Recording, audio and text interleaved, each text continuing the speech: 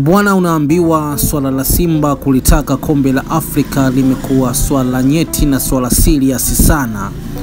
Ikumbukwe Simba wamekuwa wakihusisha sana viongozi wa dini tangu pale hatua ya robo finali ambapo walimwangukia Mtume Bulldozer Mwamposa. Sasa hivi kwenye hatua hii ya finali viongozi wa Simba kwa wakati wao wameweza kuunganisha nguvu ya viongozi wa dini.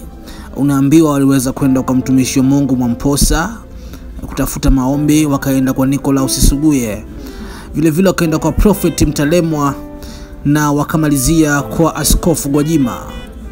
Bwana, unaambiwa walijua Gwajima atatoa maneno tofauti, lakini askofu wa kanisa la Ufufuo na Uzima Josephat Gwajima aliweza kuwaombea wachezaji wa Simba na viongozi wa Simba waliokuwa pale ofisini kwake kabla hawajaenda pale katika visiwa vya Zanzibar, na akaweza kuwatabiria ushindi na kuweza kurudi na kombe la Afrika hapa nyumbani Tanzania.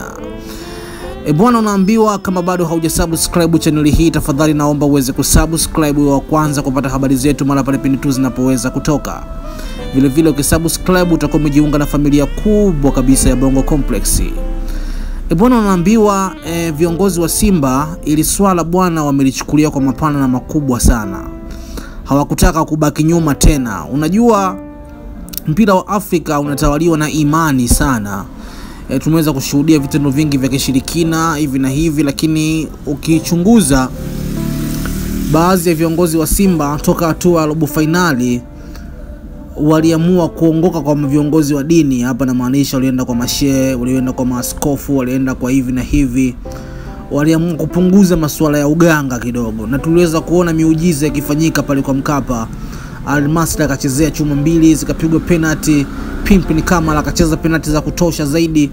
Sasa kwenye hatua hii ya finali imebakia ni moja tu, hakuna finali nyingine tena ambayo itachezwa tarehe 25 ya mwezi wa 5 2025 pale Amani Complex ya Zanzibar. Viongozi wa Simba wameamua kwa umoja wao kuweza kuwaelekea viongozi wa dini ili kuweza kutafuta baraka na upako wa kidini.